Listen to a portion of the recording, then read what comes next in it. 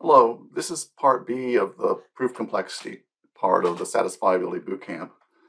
In this talk, we'll talk about proofs of the propositional pigeonhole principle, especially upper and lower bounds for the propositional pigeonhole principle proofs, first in extended Frege system, then in the Frege system, and then finally in resolution. So let's start with the definition of the propositional pigeonhole principle. So we're going to express the pigeonhole principle as a propositional tautology. Of course, the pigeonhole principle is one of these sort of obviously, quote-unquote, true statements that says that you can't map n+1 items injectively into a set of size n, or picturesquely stated as there's no one-to-one mapping from n+1 pigeons into n holes. To make this formal, we're going to introduce variables xij, which have the meaning that the ith pigeon is mapped to the jth hole. We'll let square brackets n denote the first n non-negative integers, 0 through n-1. Subscripts I and j will range over the sets n+1 and the sets n, so we think of I as ranging over pigeons and j as ranging over holes. And the pigeonhole principle is going to be a propositional formula. For each value of n, we have a separate propositional formula, and it'll be a valid formula, which says that it's not possible to map n+1 pigeons injectively into n holes. This formula will be denoted PHP superscript n+1 subscript n. It has two components involving totality and injectivity.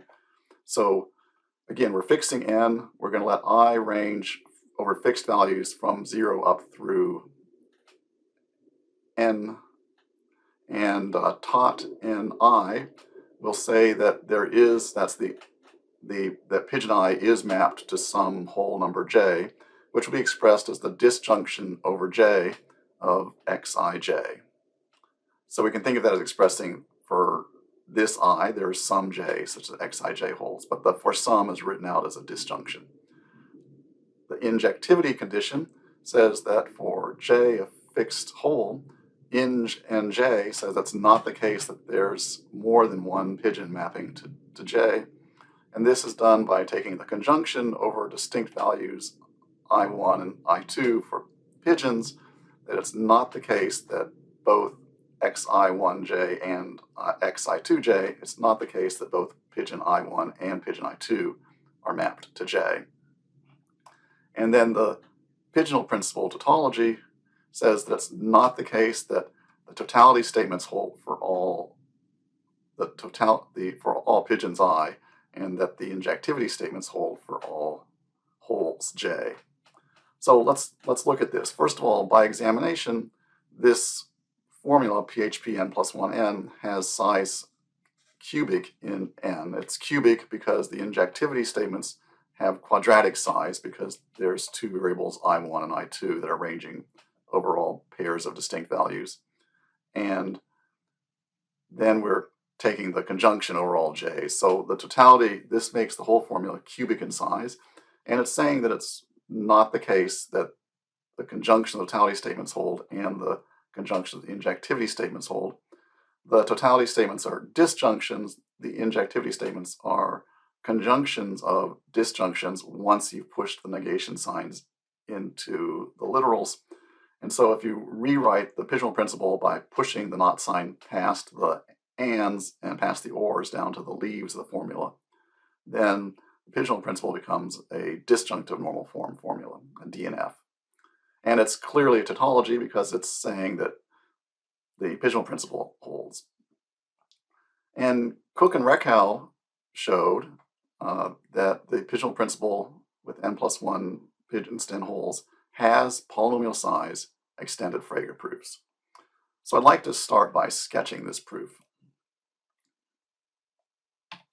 So here's a sort of intuitive high-level view of how their proof goes. We've got a function f mapping n+1 to n. We think of it mapping pigeons to holes with variables xij indicating that f of I equals j. The pigeonhole principle says that f's not both total and injective. And we're going to do the normal, we're going to assume the pigeonhole principle fails and then get a contradiction is the way to think of the proof.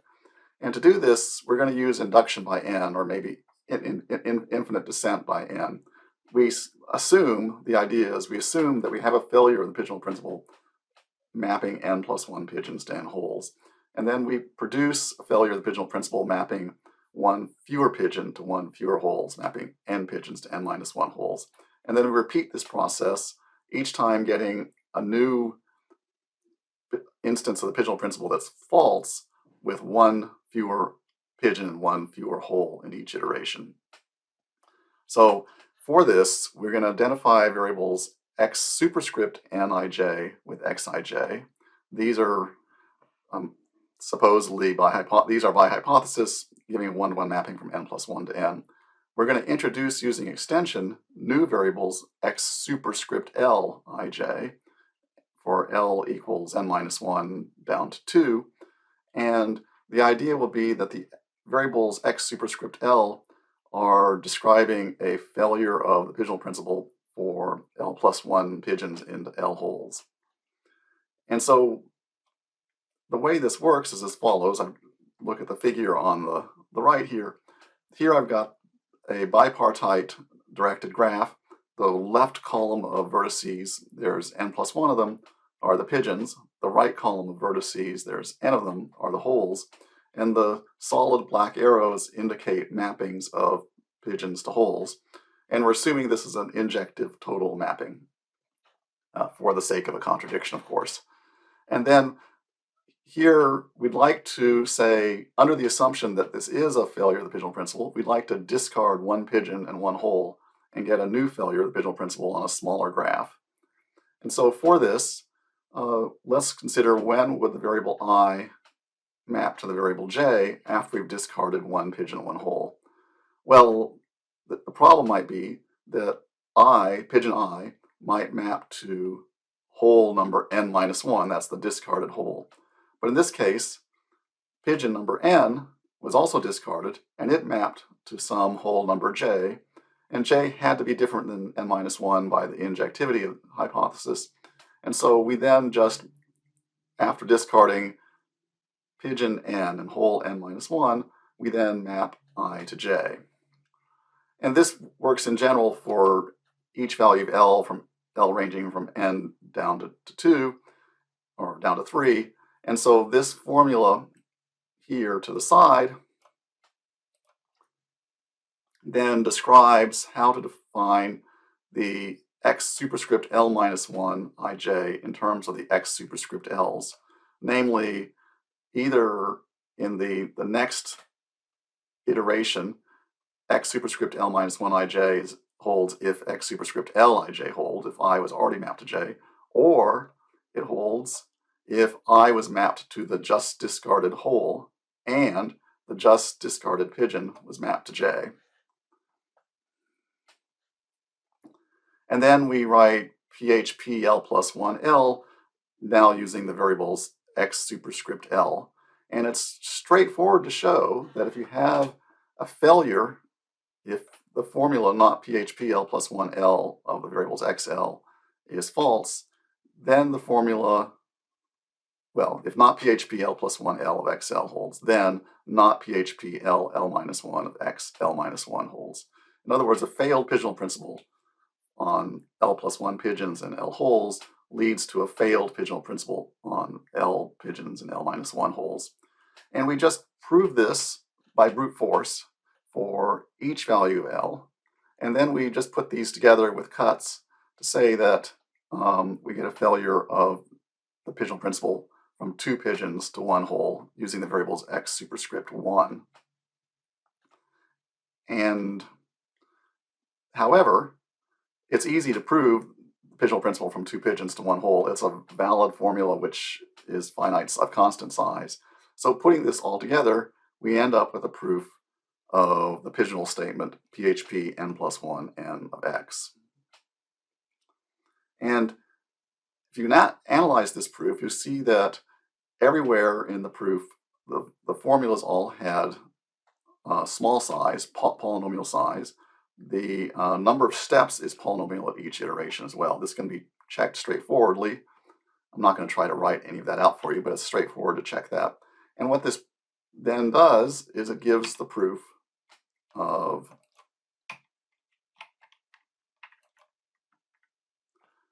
Cook-Reckhow theorem that the pigeonhole principle has polynomial size extended Frege proofs.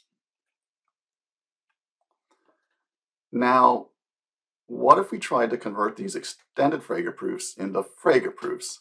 It was a crucial feature of these extended Frege proofs that they used the extension rule, because if you go back and look at the extension rule, the variable x superscript L minus 1 ij was defined from a formula using three variables x superscript L. And this process was iterated from L starting at n minus 1 down to L equals 3, I guess. And so there's essentially n iterations going on there. And so the size of the formulas triples if you were to unwind these definitions to try to remove the extension. The size of formulas would triple at each iteration. So to say that again, if you were trying to turn the extended Frege proof into a Frege proof, one way to do it would be to unwind the definitions of the variables x superscript L ij introduced by extension into just the formulas that they abbreviate. The problem is that that would then give us exponentially large formulas and thus exponentially large Frege proof. So the question is then, and Cook-Reckhow asked this, does the extended Frege proof system provide an exponential speed up over the Frege proof system? As in, are there examples of tautologies that have short polynomial size in the extended Frege proof system but require exponential size Frege proofs? And they actually asked then, does the pigeonhole principle do this, in fact? So for that, well, the first question is still open, but the second question is now known that no, the pigeonhole principle doesn't do this. I was able to show some years later that the pigeonhole principle also has polynomial size Frege proofs.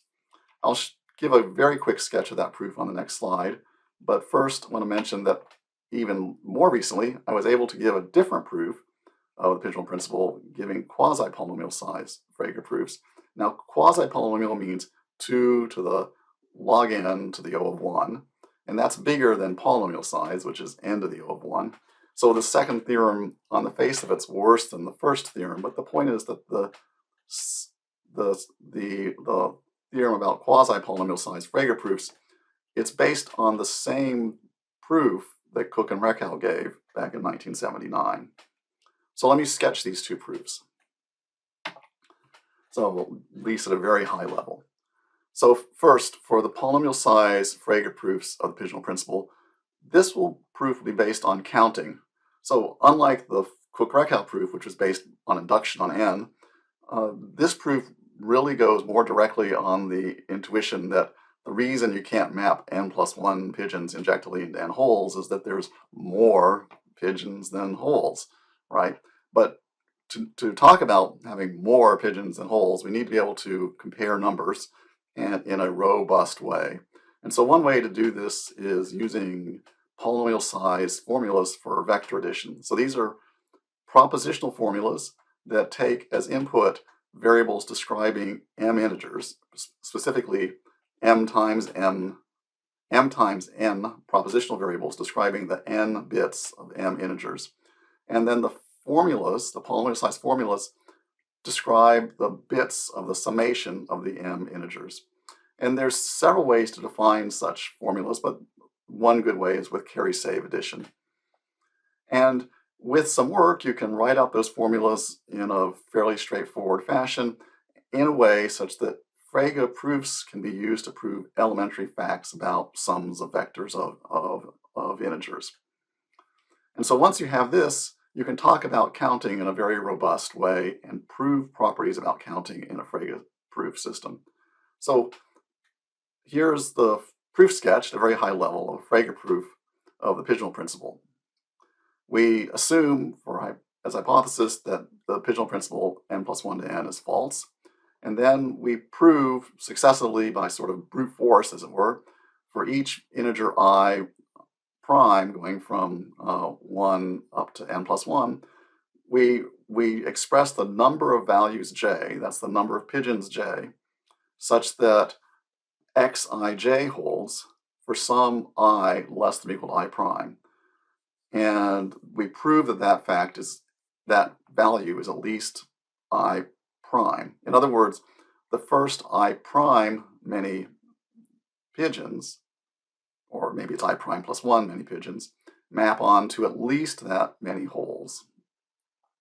And then once we reach I prime equals n, we get a contradiction because there's only n pigeons, and we're supposed to have n bigger than or equal to n plus 1, which is false. So we derived a falsehood from the hypothesis that the pigeonhole principle is false, so therefore the pigeonhole principle is true. So one thing you'll notice is this proof is, of course, more complicated than the Cook-Reckhow proof, but it's also a completely different proof. So that left open the question of how good the pigeonhole principle was for separating Frege from extended Frege. It doesn't really separate them, but maybe the extended Frege proof based on induction is something that can't be formalized in Frege, and that would give at least some indication of a separation between Frege and extended Frege proof length. However, the other proof I mentioned, the quasi-polynomial size proof, is also possible in Frege's system, and it is based directly on the Cook-Reckhow strategy. So for this, we go back to the Cook-Reckhow proof, and recall we had these variables x superscript L, I, J, which talked about the failure of the pigeonhole principle obtained after discarding all pigeons greater than or equal to L plus 1 and all pigeons greater than or equal to L plus 1 and all holes greater than or equal to L. And so for this, we get, just in the picture is shown here. Here we've got the pigeons, 0 through n on the left-hand side, the holes 0 through n minus 1 on the right-hand side.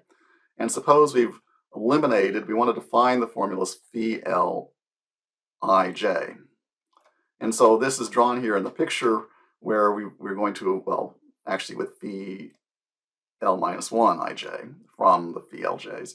And so, but we need to define these directly, not using any inductive process. And so to define phi L minus 1 ij, we think of discarding all the holes numbered L through n minus 1 and all the pigeons numbered L plus 1 through n. So for this, we take the original bipartite graph shown with the black edges, and we add in some reverse edges shown with these heavy dashed blue lines. And we take the union of these two things, and we're going to use formulas about ST connectivity, about reachability within this graph. So the pigeon number I, pictured here on the right-hand side of the graph, it will map to hole number J under the following circumstances. Well, we follow in the original graph the outgoing dark edge from I and see where it lands. So if it lands in J, we're done. But it may land, in this picture, it's landing at n minus 1, in one of the holes that's been discarded. So we follow that edge up to the hole that's been discarded. That's hole n minus 1. We then use this back blue edge to pigeon n. We then go forward using an original edge from the original hypothesized failure of the pigeonhole principle, and it goes forward. Now, if it ends at J, we're done, but otherwise it may end at another hole that's discarded, in which case we follow the back edge again, and then we repeat this process until we end up at some hole J that hasn't been discarded. And in this case, we say that pigeon I is mapped to hole J.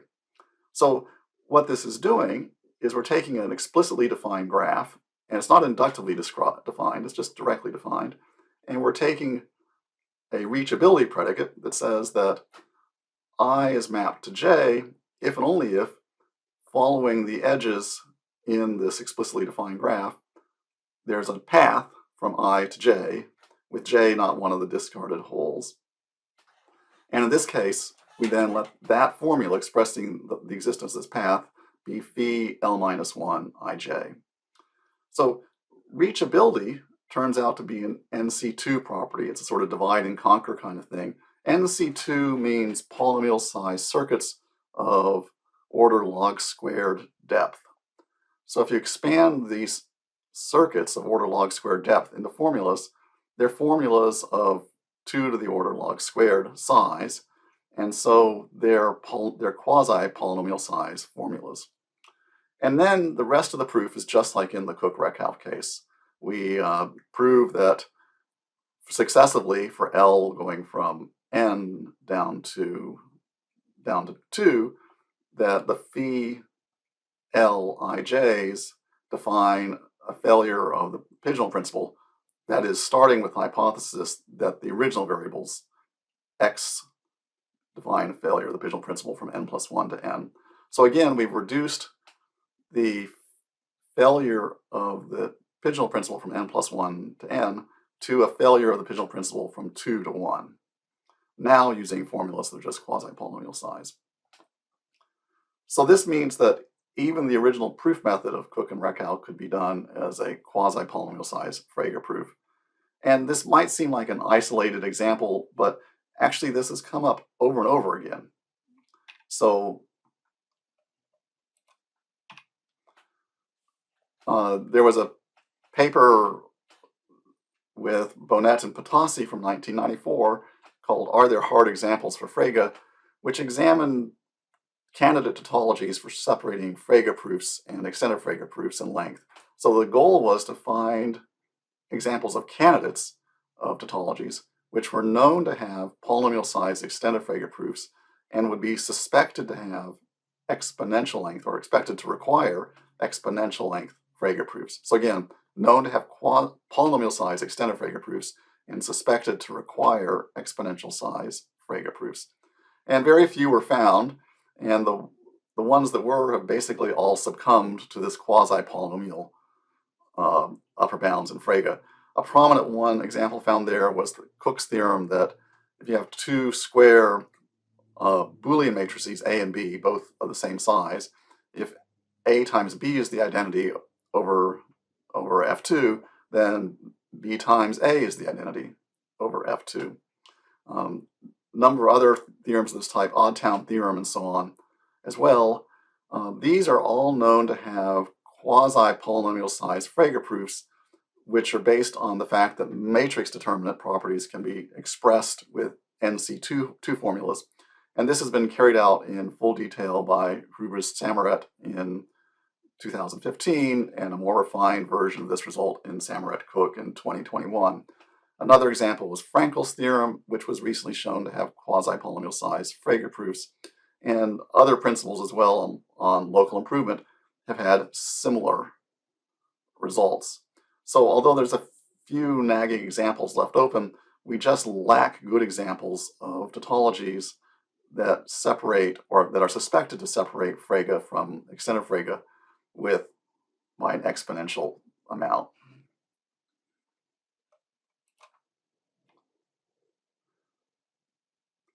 I should add that doesn't mean we don't conjecture a quasi-polynomial simulation of extended Frege by Frege, but it's still an intriguing idea. So now we turn to what ends up being a weaker system of resolution. So for resolution, we can get exponential lower bounds for proofs of the pigeonhole principle. And this is a result that goes back to Armin Haken in 1986. Since then, there's been quite a few papers on this subject, culminating in some of the stronger results obtained to date of Raz in 2002 and Razborov in 2003, and also successive papers since then as well, sharpening their results. So here, recall that extended resolution is the same as extended Frege. So by the Cook-Reckhow theorem, extended resolution has short proofs of the pigeonhole principle. But the theorem of Haken and everyone else is that it requires exponential size resolution proofs. So here, the pigeonhole principle was a DNF tautology, which means if you convert it into an unsatisfiable set of clauses, the size doesn't change. And this unsatisfiable set of clauses expressing the negation of the pigeonhole principle requires exponential length resolution refutations of size 2 to the n to the epsilon for a suitable epsilon. In fact, this works even for m much, much bigger than n, where PHPM means m pigeons are mapped injectively into n. As a side remark that I don't want to really get into, there's, in some rather deep results, similar lower bounds can be proved for constant depth Frege proofs. Constant depth Frege proofs means Frege proofs in which the formulas are constant depth, meaning that when you write the formulas with the negations pushed down to the leaves of the formulas, to the atoms of the formulas, the number of alternations of ands and ors along any path in the formula tree is equal to the depth.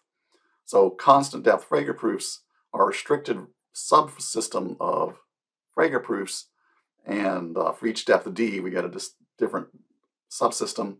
And this theorem of Beam and Pagliazzo, Krycek, Patasi, Pudlock, and Woods from 1992 showed that if you fix the depth of Frege proofs, that the proofs of the pigeonhole principle n+1 to n require size 2 to the n to the epsilon, where epsilon is a function of d. So that's the end of that slide remark. Let me go back to resolution, and I just want to give a few comments about what goes into this lower bound. The proofs are all pretty difficult, but one proof I want to mention is one as formulated by Ben-Sasson and Vigderson, which is based on resolution length and resolution width. So if we have an unsatisfiable set of clauses, call it gamma, it has a resolution refutation, of course, because it's unsatisfiable, and res len of gamma is the minimum number of steps, the minimum number of resolution inferences in a resolution refutation of gamma. And resolution width of gamma is the minimum width of a resolution refutation of gamma, where what we mean by width is that the maximum number of literals that appear in any single clause in the refutation. And Ben-Sasson, Vigderson, building also on early results of Beam, Edmonds, and Pagliazzo, says that if you have a k-CNF, so that k-CNF means a CNF in which each clause has at most k literals, with a total of n variables appearing in the clauses, or used in the clauses in gamma, then the resolution length of gamma is greater than or equal to 2 raised to the power omega of the resolution width of gamma minus k squared over n. You might pause and look at that formula, but the idea is then think of k as being a small number, and think of the resolution width, maybe it's some constant times n, some c times n for some constant value. Then this is something like 2 raised to the power big omega of n, 2 to the raised to the power some constant times n, a different constant. So we can take linear lower bounds on resolution width and get exponential lower bounds on resolution length for small values of k. Now, this cannot be used directly with pigeonhole principle as stated, because of the hypothesis that we have a k-CNF, that each clause has at most k literals, because the totality clauses are big, they're disjunctions of size n. But we can replace the pigeonhole principle with a sparse pigeonhole principle. A sparse pigeonhole principle means that only certain holes are available to each pigeon to be mapped to. So we formalized this with G, a bipartite graph, mapping n, well, with on the disjoint union of n+1 and n, which we then, the edges in G are then the permissible places for the pigeons to be mapped to. So the G totality and I says that we fix an I, and we take the disjunction over the I's, over the J's, such that the edge ij is in G of the variables xij. And then what was shown is that for G, a constant degree graph with suitable expansion properties, that the res width of the G pigeonhole principle is omega of n, constant times n for suitable constant. And then from that, we get as a corollary that the G pigeonhole principle, and since that's a generalization of the pigeonhole principle, it requires resolution proofs of size exponential of omega of n, 2 to the omega of n. And this gives us the desired exponential lower bounds on resolution refutations for the clauses expressing the negation of the pigeonhole principle.